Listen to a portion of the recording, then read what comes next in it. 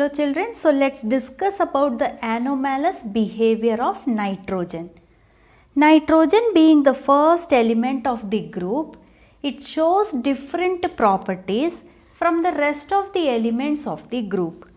So what is the reason? So it is the first member of the group and its size is very small. So it shows anomalous behavior, different behavior.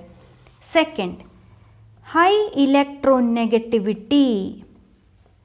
It is a non-metal, correct? It has a tendency to gain electrons. So its electronegativity is high as compared to the rest of the elements of the group. The third reason, high ionization enthalpy. High ionization enthalpy. We know the size of nitrogen, it is very small. So the nucleus has a stronger force of attraction for the electrons. So the electrons cannot be removed very easily. So to remove an electron, more energy is required. Therefore, high ionization enthalpy.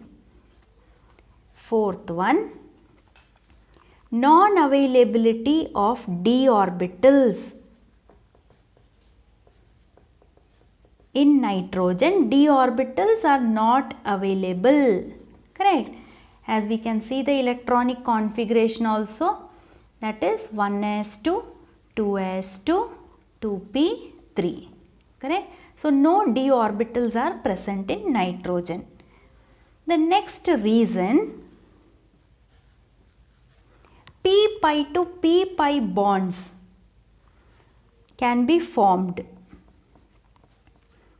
and this is a unique tendency of nitrogen to form p pi to p pi multiple bonds.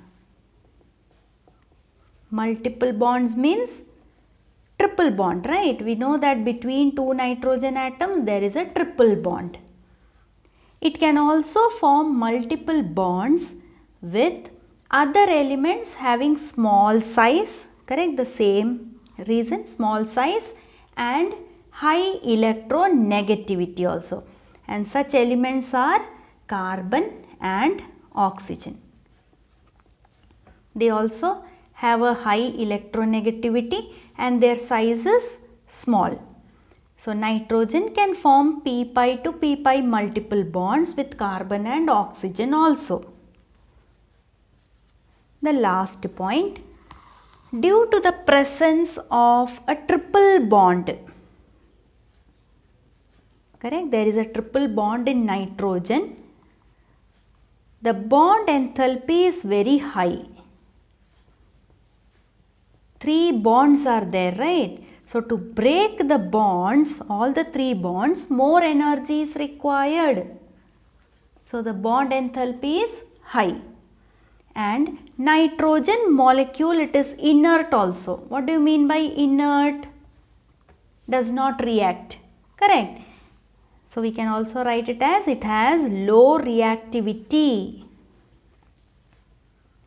And because it is inert, it is filled in the chips packet,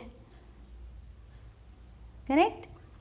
So these are the reasons why nitrogen shows anomalous behavior from the rest of the elements of the group. Now one question asked here is, can nitrogen make p pi to d pi bonds? This is my question. Okay, the answer is here itself. So can nitrogen make p pi to d pi bonds? That is my question. You will write the answer in the comment box, yes or no. If yes, what is the reason? If no, what is the reason? So let's check the next one. How p pi to p pi multiple bonds is formed in nitrogen.